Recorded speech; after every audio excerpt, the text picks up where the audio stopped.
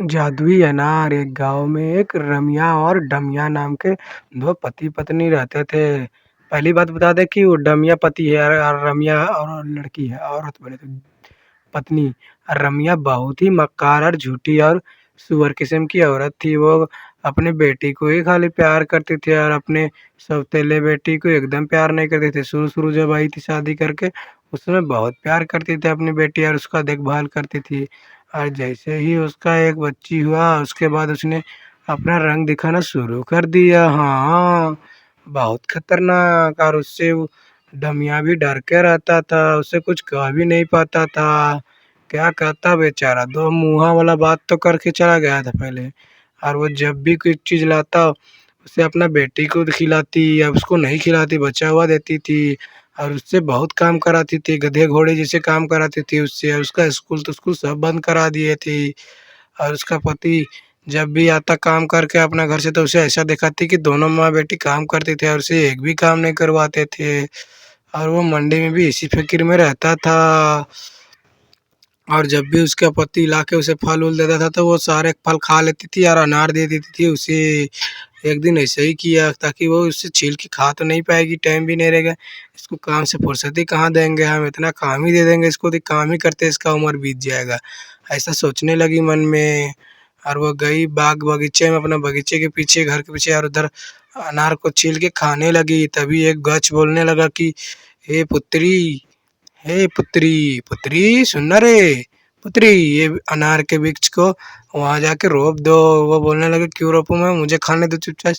तो बोलने लगे इसे रोप दो जाके, वहां से एक जादुई अनार का पेड़ उगेगा। और वो गए और उसे रोप दी, जादुई अनार का पेड़ उगेगा ये बात पे। और कुछ महीनों बाद ये उग गया जादुई अनार का पेड़, और उससे बहुत ज्यादा उसे पोसने पालने लगी।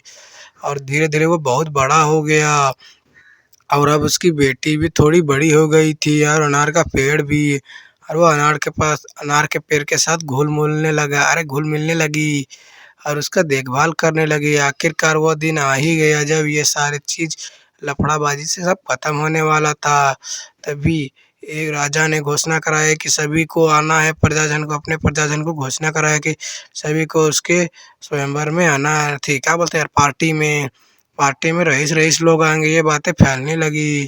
तभी उसकी माँ ने बोला कि क्यों ना मैं अपनी बेटी को उसी हालात में एक वर ढूंढ दूँ, भी रईस वाला। और वो उसने सबसे पहले निकल ली अपनी बेटी को लेके। उसकी बेटी सोचने लगी सौतेली वाला मेरी माँ कहाँ गई। तभी उसके अनार पेड़ ने बोला कि इधर आओ बेटी। और वो अनार पेड़ के पास गई और बोलने लगी क्या हुआ बाबा। तो बोलने लगे कि तुम्हारे लिए एक विष मांगो, मैं तुम्हें देती हूँ, मैं देता हूँ। हाँ, तो उसने एक विष दिया कि तुम्हें लो ये घोड़ा गाड़ी और हाथा गाड़ी। उसने दे दिया घोड़ा गाड़ी और वो लेके महल चली गई। और वो महल में वो इतना खूबसूरत दिख रही थी, पूछो ही मत, क्योंकि उसे अनार वाले पेड़ ने बहुत ज्यादा खतरनाक वाला ड्रेस दिया था।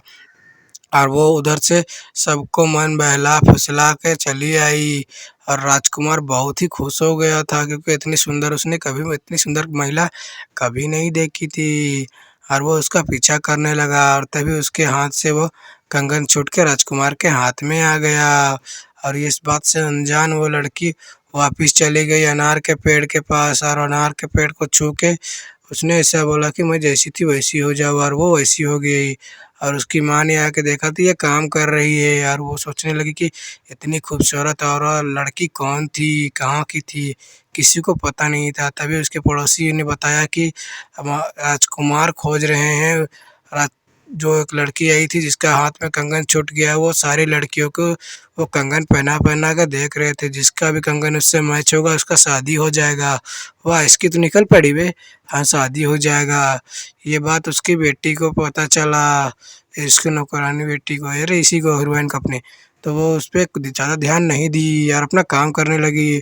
उसकी माँ जब राजकुमार उसके यहाँ आया तो वो अपनी बेटी को खाली दिखाया और उसको नहीं दिखाया। आखिरकार राजकुमार को पता चल गया कि इसके घर में भी एक बेटी है।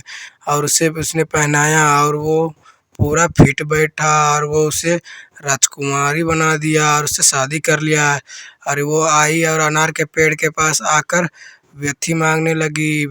उसे आभारी करने लगी और बोलने लगी, आपके वजह से मैं यहाँ पहुँच गई हूँ, थैंक यू बोलने लगी और बोलने लगी, मेरे पिता का सेवा करना और आप दूसरे कोई का भी मदद कीजिएगा, ऐसा बोलने लगी। और उसने बोला, क्यों नहीं, मेरा तो यही काम ही है और हमारा काम ही क्या बचा हुआ है, हम सारी उम्र सबकी काम ही करते हैं, मदद ही करना हमारा काम है।